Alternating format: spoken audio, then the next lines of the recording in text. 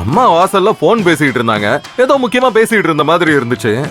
நான் போறது தெரிஞ்சா போன் பேசிட்டு இருக்கிறத நிப்பாட்டிட்டு எங்க போற ஏன் போறேன்னு கேட்பாங்க. ஏன் தொந்தரவு பண்ணணும்னு தான் அப்படியே வண்டியை தள்ளிட்டு போய் வெளியில போய் அப்படியே ஸ்டார்ட் பண்ணிட்டு போயிட்டேன். ஒருத்தன் நாகரிகமா இருந்தா உங்களுக்கு பிடிக்காத? சூப்பர்ரா மகனே, கலக்கிறடா. உன் புத்திசாலித்தனம் என்கிட்ட இல்லாம இவங்க கிட்ட மாட்டிக்கிட்டு நான் முழிக்கிறேன். எல்லாம் சரி, ஆனா உன் பைக் நேரா கெஸ்ட் ஹவுஸ் நோக்கி போச்சு. அங்க ஏன் போச்சு?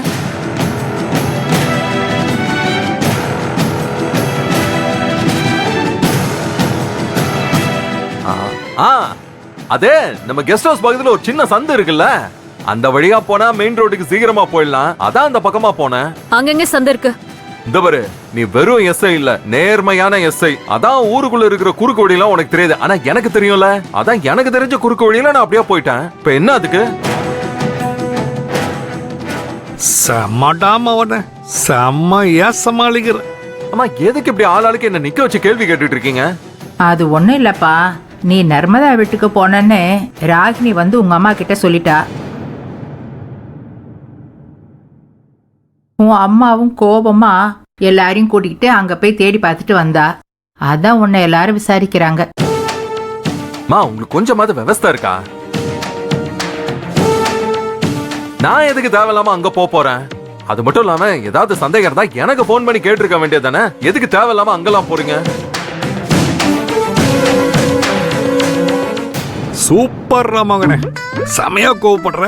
ஒரு மானஸ்தனுக்கு தான் இந்த மாதிரி எல்லாம் கோவம் வரும். ஏமா, நீங்க போனது இல்லாம நண்டு சிண்டெல்லாம் கூட்டு போவீங்களா? கதிர், அது நம்ம கெஸ்ட் ஹவுஸ். நானும் போவேன், நம்ம வீட்ல இருந்து யார வேணா கூட்டிட்டு போவேன். அதுல உனக்கு என்ன பிரச்சனை? நீங்க அங்க போறது பிரச்சனை இல்லமா, ஆனா ஒரு பொண்ணு மட்டும் இருக்கிற வீட்டுக்கு போய் அங்க நான் இருக்கிறானான்னு விசாரிச்சா அது தப்பு இல்லையா? அது ஒரு பொண்ணை சந்தேகப்படுற மாதிரி இல்லையா? அது மட்டும் இல்லாம என்னைய அசிங்கப்படுத்துறீங்கம்மா நீங்க. அடடடடடடா மகனே, என்ன நடிப்புடா. பத்மஸ்ரீ உனக்கு தான்டா. உன்னை யாரும் இங்க அசிங்கப்படுத்தல. அவளை நான் சந்தேகப்பட்ட என்ன பிரச்சனை உனக்கு? நீயும் அவளும் அடிக்கடி பாத்துக்கிறதும் பேசிக்கிறதும் எனக்கு சுத்தமா பிடிக்கல கதிர். நான் சந்தேகப்படதான் செய்வேன். போய் பார்த்தோம், அங்க நீ இல்ல, நாங்க பாட்டு கிளம்பி வந்துட்டோம். இப்ப அதுல உனக்கு என்ன ஆயிடுச்சு? கதிர், சந்தேகம்னு ஒண்ணு வந்துருச்சுன்னா அப்பவே அதை கிளியர் பண்ணிடணும். அப்பதான் லைஃப் நல்லா இருக்கும். இப்போ முகத்துல ஒரு பிம்பிள் வந்துருச்சுன்னு வச்சுக்கோயேன், உடனே அதை சரி பண்ணிடுறது இல்லையா? அது மாதிரி தான் இதெல்லாம். ஆமா, என்ஜி ஷாட்ஸ் எல்லாம் அப்படியே கட் பண்ணி ரிமூவ் பண்ற மாதிரி. ஏ ராகினி, இதெல்லாம் உன் வேலையா? இதுக்குதான் நீ போலீஸ் ஆனியா? நான் இப்போ சொல்றேன், நீ அந்த பக்கம் போனதை நான் பார்த்தேன்.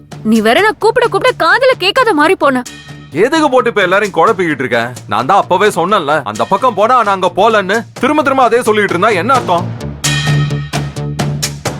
ஒரு வீடு இரு வாசல் பார்த்திருக்கேன், இந்த வீட்டுக்கு பல வாசல் இருக்கும் போல இருக்கே.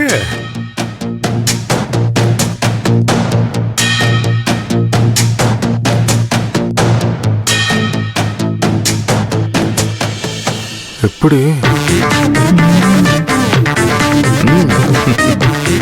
கதிரே, நல்லா குழைய சோறு பொங்கி வெடக்கோழி அடிச்சு குழம்பு வச்சிருக்கேன். உனக்கு ரொம்ப பிடிக்குமே, கை கால் கழுவிட்டு சாப்பிடவா? ஏதோ வந்தா குறுக்கு வழிங்கிறான். என்ன இவன்? ஏதோ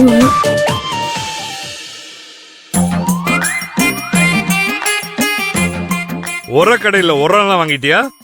வாங்கியாச்சு. அது அப்பவே தோட்டத்துக்கும் அனுப்பிச்சாச்சு. நீ நர்மதா வீட்டுல இருந்தத நான் என் 2 கண்ணால பார்த்தேன். நீ பார்த்தத நானும் என் 2 கண்ணால பார்த்தேன். அதுக்கு என்ன இப்போ? அந்த விஷயத்த உங்க அம்மாட்ட சொன்னா என்ன ஆகும் தெரியுமா? இப்போ என்ன ஆகும்? அந்த நர்மதாவை இன்னைக்கே உங்க அம்மா ஊர் விட்டு அனுப்பிடுவாங்க. அதுக்கு அப்படிலாம் நடக்காம இருக்கணும்னா இதுக்கு காசு கொடு. நீ ஏதோ ஒரு நாள் அந்த முரடனோட பொண்டாட்டிக்கு பூ கொடுத்து அந்த முரடன் கையால அடி வாங்கினியாம? யார் சொன்னா? மாப்பிள்ள தான் சொன்னாரு. ஓ, சொல்லிட்டாரா? அது இத வேணா நான் அம்மா கிட்ட சொல்லட்டுமா? No no no no no, இதெல்லாம் அம்மா கிட்ட சொல்லக்கூடாது மைசன். ஆம்பளைங்க விஷயம் எப்பவுமே ஆம்பளைக்குள்ளதான் இருக்கணும். நம்ம இந்த விஷயத்தை இதோட விட்டுருவோம். நீ நர்மதா வீட்டுக்கும் போல, நான் அந்த முரடனோட பொண்டாட்டிக்கு பூவும் கொடுக்கல. It is a gentleman's agreement. Bye.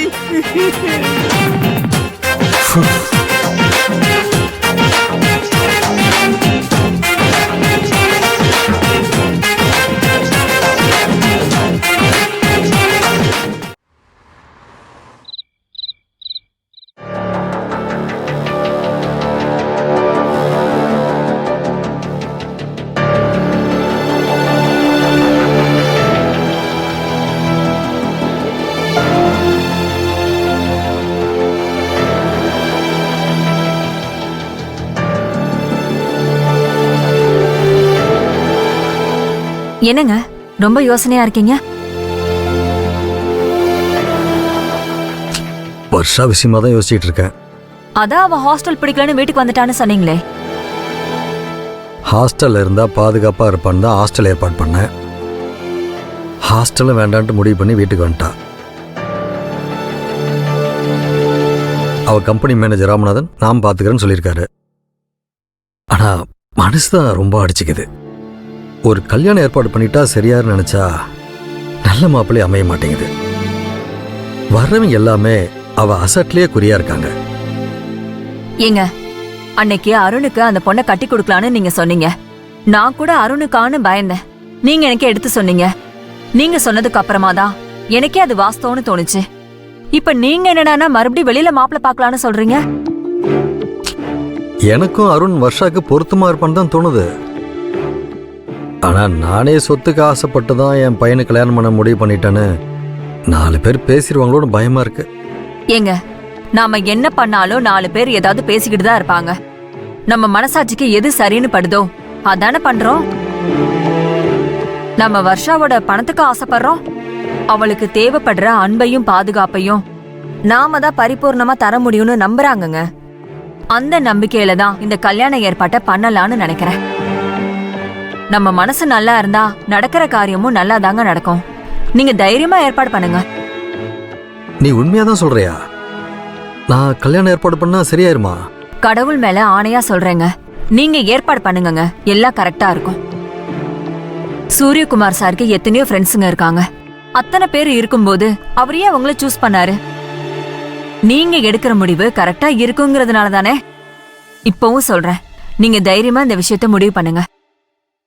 அருணுக்கு வர்ஷாவுக்கும் பொருத்தம் சரியாதாங்க இருக்கும். சரி மாலதி, நான் வர்ஷாட்டையும் ராமநாதன் சார்கிட்டையும் இதை பத்தி பேசுறேன்.